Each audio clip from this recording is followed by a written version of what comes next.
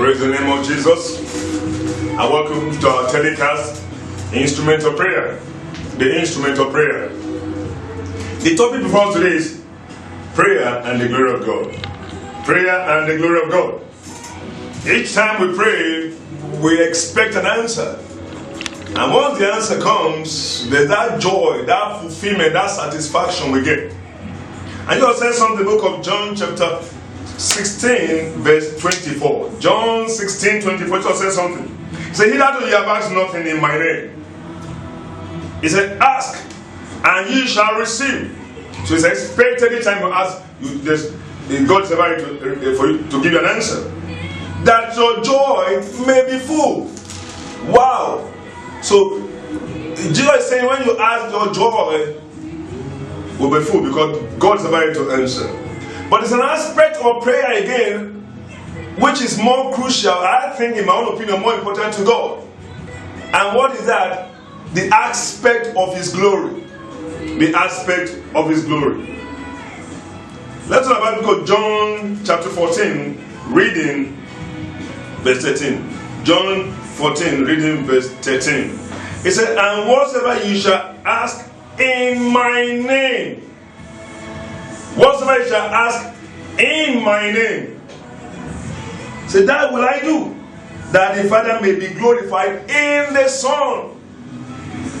The Father is glorified when the prayer is answered. So the more important aspect of prayer is the glory that goes to God. And that's the only thing He benefits from prayer. Your joy is full. Probably you are healed. You get a breakthrough. Things are happening. But one aspect which goes to God is the glory that goes to God.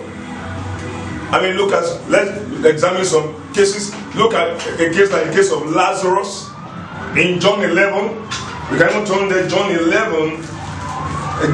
Lazarus was sick and the message was sent to Jesus. One would have expected just to rush down, heal Lazarus.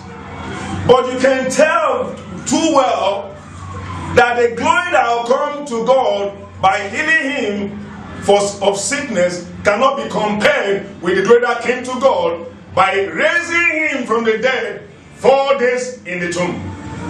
Here was said in that John 11, 3 and 4. Therefore his sister sent unto him, saying, Lord, behold, he whom thou lovest is sick. When Jesus heard that, he said, this sickness is not unto death, but for the glory of God, that the Son of God might be glorified thereby. So one aspect which was crucial to God was the glory that was coming to God. Healing Lazarus would have been good, joy would have been full, but the glory that came to God by raising him from the dead was something else.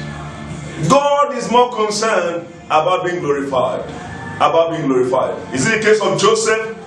I mean, in the prison, he told the butler, remember when you get to Pharaoh. God made the butler to forget. It took the case 2 years before God gave Pharaoh a dream, and at that point, butler was not going to take any glory. God had to take the glory himself. There's a story I want to examine this in this matter, which I believe will bless somebody. And that story is in the book of Exodus, chapter 4. Exodus is starting from verse chapter 3. God has sent, had met Moses at the burning bush, and he told him, I'm going to send to deliver my people from the hand of Pharaoh.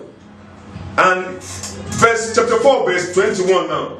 And the Lord said unto Moses, when thou goest to return unto Egypt, see that thou do all these wonders before Pharaoh, which I have put in thy hand.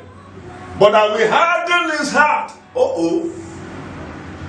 God, I would have asked God, why hardening the heart of Pharaoh? Why not soften his heart? Because by hardening his heart, I'll need to bring 10 plagues. I'll need to showcase the power of God. But by softening his heart, because the heart of the king is in the hand of our God, by softening the heart of Pharaoh, I don't even need the 10 plagues. My joy will be full. I'll be so excited. But God is saying, He wanted to show His wonders in Egypt. He was going to harden the heart of Pharaoh. Why? He needed His glory. He could have delivered the children of Israel without the miracle, without the 10 plagues, by just softening the heart of Pharaoh. He said, I will harden his heart. that he shall not let the people go. So God himself hardened the heart that do not let the people go. Why? So that he can express his power, and at the end of the day, he will take his glory over Pharaoh. Moses would have preferred it, make it quick, make the heart soft. Let me get out of Egypt. Let us get out of Egypt so fast. But the glory wouldn't have been that much. Some of you have been praying, but you are anchoring your confidence in men. And God is saying, I won't get any glory. Oh, some of you have been praying, sick in your body, but you are anchoring your confidence in doctors. God is saying, it's not the healing. The healing is not hard for me to do, but your confidence is in men, and that is delaying the miracle. Some of you have been praying for the fruit of the womb. You are thinking of a child that will inherit your empire. The Lord is saying, that is to the glory of men. I am after what will come to me, and that's my glory. God is more concerned about his glory. I am burning for somebody in this video. Shift your confidence. Put your confidence in God. Have it in mind, he must be glorified. Moses could have had it cheap by God softening the heart of Pharaoh. But God said, no, I'm not softening his heart. I'll harden his heart. Why? My interest is the glory. Somebody, I'm praying for you now. I don't know how your case has lingered, but today, that conception is to the glory of our God. That breakthrough is to the glory of our God. That fruitfulness is to the glory of our God. That financial open door is to the glory of our God. That your healing is to the glory of our God. That thing you are believing God for. I believe my God can do what he said. Call on me, he will answer. But he will be glorified in your case. And his name shall be exalted. Father, thank you for what you've done. Take all the glory, take all the honor. In the mighty name of Jesus. Amen.